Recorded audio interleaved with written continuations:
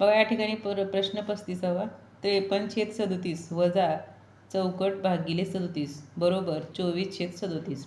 तर चौकटीच्या जागी कोणती संख्या येईल? तर अगदी सोपा प्रश्न आहे, कारण छेद समान आहे म्हणजे अंशाची वजाबाकी.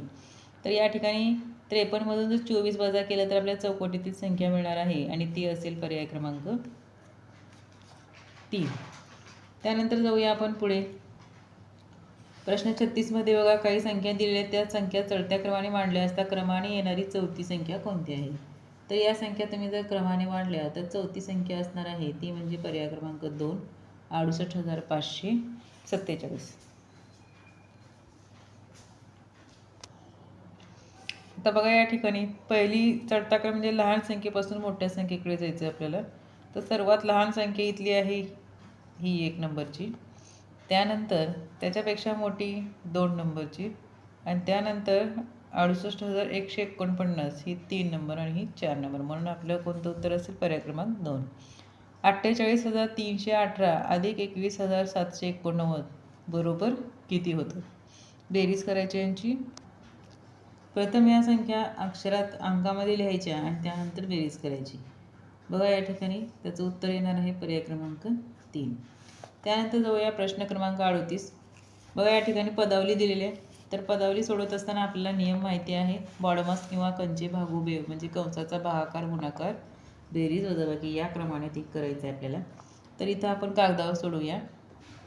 बघा या ठिकाणी गुणाकार करूया. प्रथम 9 × 8 = 72 अधिक 12 वजा 12 × 84. तर किती येईल बघा, यांची बेरीज करा आता. 2 आणि 2 4, 8 वजा 84 म्हणजेच किती आलं उत्तर? 0. पर्याय क्रमांक 4. त्यानंतर प्रश्न 39मध्ये बघा, 11.3/4 या अपूर्णांकाचा अंश खालीलपैकी कोणता आहे? तर 11 × 4 अधिक 3 म्हणजे पर्याय क्रमांक कोणता असेल? 2. त्यानंतर बघा प्रश्न 40मध्ये, प्रत्येक पिशवीमध्ये 750 ग्रॅम साखर याप्रमाणे 15 पिशव्यात एकूण किती साखर बांधता येईल? प्रत्येक पिशवीमध्ये 750 आहे आणि अशा 15 म्हणजे काय करावं लागेल आपल्याला? या ठिकाणी गुणाकार करावा लागेल. 750 × 15. तर करेक्ट उत्तर आहे आपले गुणाकार केल्यानंतर पर्याय क्रमांक 3 11,250 ग्रॅम. त्यानंतर बघा 54,032 वजा 43,021 बरोबर किती? अगदी सोपं आहे. बघा 2मधून 1 गेले 1 राहतात. त्यानंतर 3मधून 2 गेले परत 1 राहतात. 0 0. 4मधून 3 गेले 1 आणि 5मधून 4 गेले 1 म्हणजे 11,011 पर्याय क्रमांक 2. त्यानंतर 2.25 हा अपूर्णांक कसा लिहाल? तर 2.25 म्हणजे 2.1/4 असा पण येतो. त्यानंतर बघा याला जर आपण स्मॉल केलं तर 1/4 या ठिकाणी येतात. इथं पण 1/4 येतात म्हणजे सर्व पर्याय बरोबर आहेत. त्यानंतर प्रश्न क्रमांक 43कडे जाऊया. बघा या ठिकाणी फुल्या दिलेल्या आहेत. या संख्येमध्ये फुलाच्या जागी कोणता अंक लिहावा असे म्हणजे त्या संख्येत 2, 3 आणि 5ने निशेष भाग जाईल. आता निशेष भाग जाण्यासाठी या ठिकाणी आपल्याला सर्वांच्या कसोट्या माहीत असणं गरजेचं आहे. 2ने निशेष भाग जाणार याचा अर्थ त्याच्या एकक स्थानी 0, 2, 4, 6, 8 असलं पाहिजे, मग 0 आहे. त्यानंतर बघा 3ने भाग जाणार म्हणजे त्यांची बेरजेला 3ने भाग जात असेल तर त्या ठिकाणी आणि 0 एकक असल्यामुळं 5ने निशेष भाग जातो. म्हणजे फक्त आता 3ची कसोटी या ठिकाणी लावून पाहायची आपल्याला. आता जर आपण इथं 5 ठेवलं तर किती होतील? 5 आणि 5 10 आणि हे 4 14 होतील. त्यामुळे 5 हा अंक येणार नाही.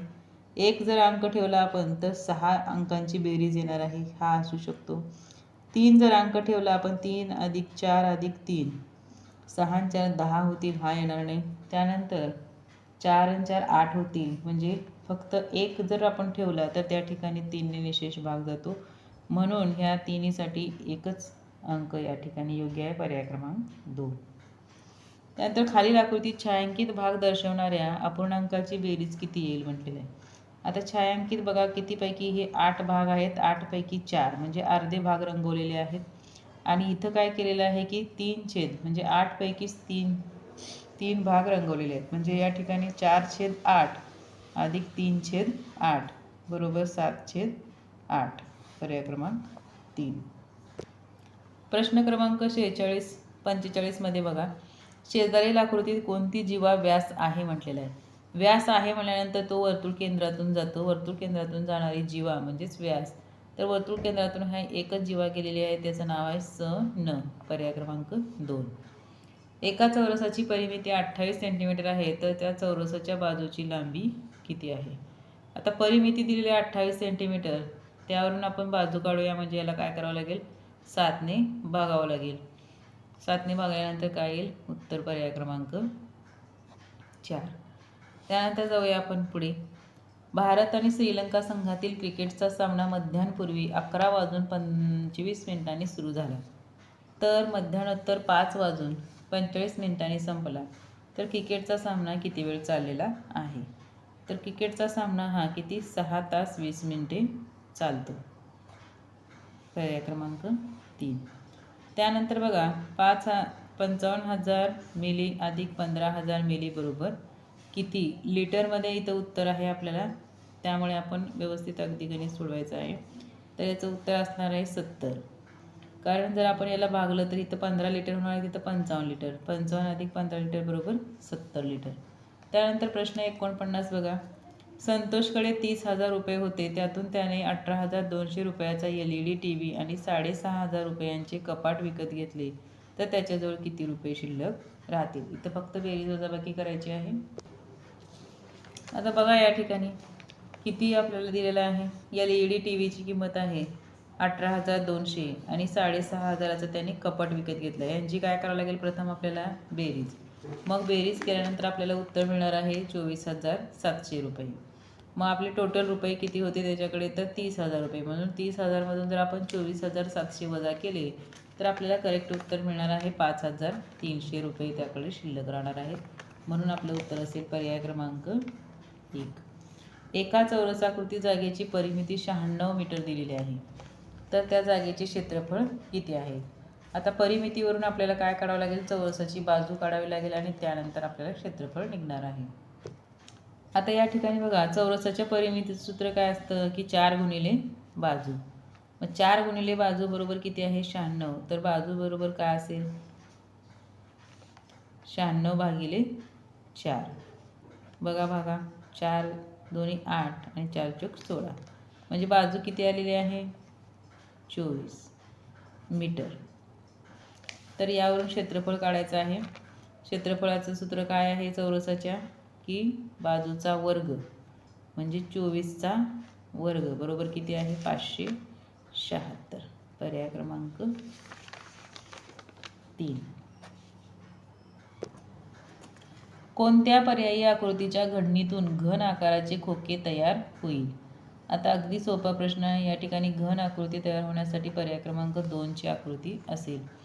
त्यानंतर 7 मुलांना 693 रुपये सारखे वाटायचे आहेत, तर प्रत्येकाला किती रुपये मिळतील. तर काय करावं लागेल, या ठिकाणी भागाकार करावा लागेल.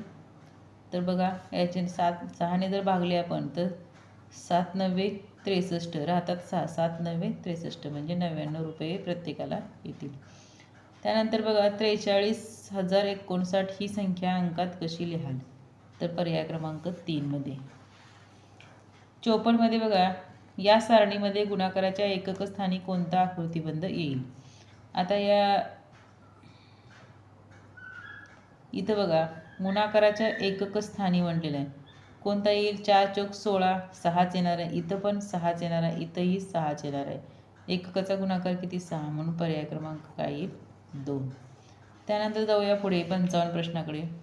50 मीटर लांबी असलेल्या एका आयताकृती बागेभोवती तारेचे 6 वेढे देण्यासाठी 960 मीटर तार लागली, तर बागेची रुंदी किती. एक लक्षात ठेवायचं मुलांना की कुंपण देणं, वेढा देणं म्हणजेच काय असतं, परिमिती असते. म्हणून या ठिकाणी आपण प्रथम काय करूया, परिमिती काढून घेऊया. एक परिमिती म्हणजे एक वेढा असतो. म्हणून लांबी किती आहे, 50 मीटर. तर त्याची परिमिती किती होईल बघा. आता या ठिकाणी परिमिती काढण्याची आपल्याला गरज नाही, काय सूत्र वापरण्याची गरज नाही. का, कारण 6 वेढे देण्यासाठी किती तार लागलेले आहे, 960. मग एक वेढा बरोबर किती असेल, 6ने भागायचं.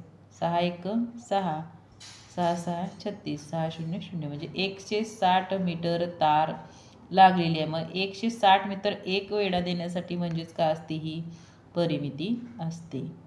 आता परिमिती मिळाली आपल्याला. परिमितीहून काय करायचं, लांबी आणि रुंदी. आता परिमिती बरोबर सूत्र काय आहे आयताची, काय असतं, 2 गुणिले लांबी अधिक रुंदी. आता ठेवा किमती. 160 इथं राहील, 2 लांबी किती आहे 50 अधिक रुंदी. आता हे जे 2 गुणाकारात आहे त्याला काय करायचं, इकडं भागाकारात घेऊन यायचं. अगदी सोपे सोपे प्रश्न आलेले आहेत. 82 16 म्हणजे 80 बरोबर 50 अधिक रुंदी. स्टेप बाय स्टेप सोडत गेलात ना मुलांनो, तुम्हाला अगदी सोपं जाणार आहे, काहीही अवघड नाही. काही वेळेला तुम्हाला डायरेक्ट उत्तरसुद्धा कॅल्क्युलेशनने येईल, एवढी प्रॅक्टिस जर तुम्ही केली असेल तर. 80 वजा काय होईल आता 50, हे अधिक 50 इकडे येऊन वजा 50 होईल बरोबर रुंदी. तर रुंदी किती आलेली आहे 30 मीटर एवढी या ठिकाणी रुंदी त्या बागेची असेल. पर्याय क्रमांक बघा कोणता आहे, ते पर्याय क्रमांक आहे 2. त्यानंतर प्रश्न 56 बघा. 77 नंतर येणाऱ्या 9व्या समसंख्येत 9 मिळवले तर किती उत्तर येईल. प्रश्न 56 बघा.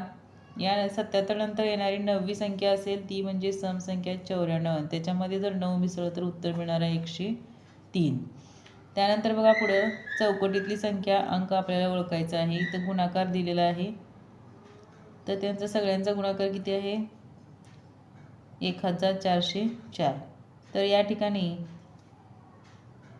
7 दुनी 14, 2 दुनी 4, 9 दुनी 18 आणि 4 दुनी 8 म्हणजे 9 आणि 4 हे तर पर्याय येणारच नाहीत.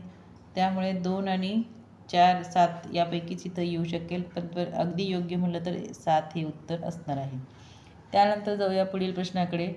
या अपूर्णांकातील सर्वात मोठा अपूर्णांक शोधायचा आहे. आता इथे एक लक्षात ठेवायचं की छेद वेगळा आहे आणि अंश मात्र सगळ्यांचा सारखा आहे. तर अशा वेळेस ज्या अपूर्णांकाचा छेद लहान असेल तो अपूर्णांक काय असतो, मोठा असतो. मग छेद लहान असलेला अपूर्णांक कोणता आहे 6, म्हणून हा अपूर्णांक मोठा. त्याच्यानंतर जाऊया पुढे. सोबतच्या आकृतीत एकूण लघुकोन किती आहेत. तर सोबतच्या आकृतीमध्ये एकूण लघुकोन आहेत 6. 1 2 3 4 5 आणि 6, पर्याय क्रमांक 4. त्यानंतर प्रश्न 60चं उत्तर बघा काय असेल. प्रश्न 60 आणि 61 साठी एक माहिती दिलेले चित्ररूप, त्याच्यावरून तुम्हाला प्रश्नाचे उत्तर द्यायचे आहेत. प्रमाण दिलेलं आहे 1 व्यक्ती बरोबर 1 चित्र बरोबर 3 व्यक्ती. तर बघा एस टी बसने प्रवास करणाऱ्यांची संख्या मोटारीने प्रवास करणाऱ्या संख्येपेक्षा कितीने जास्त आहे. आता एस टीने किती आहेत 1 2 3 4 5 6. आता एका चित्राबरोबर 3 व्यक्ती आहेत, मग या ठिकाणी किती आहेत 9 जण आहेत. म्हणजे इथं काय किती होतील 27 आणि इथं किती होतील 12. यांची जर वजाबाकी केली तर 15 म्हणजे पर्याय क्रमांक 3.